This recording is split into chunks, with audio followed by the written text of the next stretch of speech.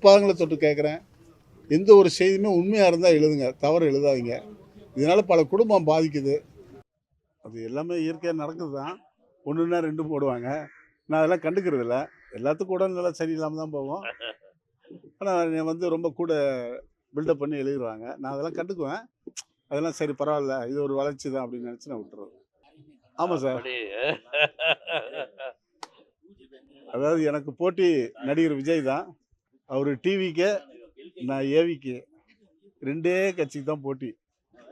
ஏவிகேன்னா அண்ணா வளர்ச்சி கழகம். அது விரைவில் நான் ஆரம்பிக்கிறேன். அதுக்கு கண்டிப்பாக அந்த கட்சி ஆரம்பிக்கிறதுக்கு உங்களை எல்லாம் நான் அழைப்பேன். நீங்கள் கண்டிப்பாக வாங்க. இல்லை இப்போ தான் பேர்லாம் குழந்தை இப்போ தான் பேர் வச்சுருக்கேன். எப்படி இந்த எலெக்ஷன் இல்லைனாலும் அடுத்த எலெக்ஷனில் நான் கண்டிப்பாக நிற்பேன். இன்னும் கொஞ்சம் இதெல்லாம் எலெக்ஷன் கமிஷன்லாம் பதிவு பண்ணோம். நிறைய வேலை இருக்குது. இருந்தாலும் உங்களுக்காக நான் அந்த வார்த்தையை சொன்னேன். அதனால் நடிகர் விஜய்க்கும் பவர் ஸ்டாருக்கும் தான் போட்டி. இல்லை இனிமேல் தான் எல்லாமே யோசிக்கணும். யோசித்து எல்லாம் செய்யணும். கண்டிப்பாக என்னுடைய ஆதரவு எல்லாமே டிஎம்கேக்கு தான். அடுத்த முதல்வரும் அவர் தான்.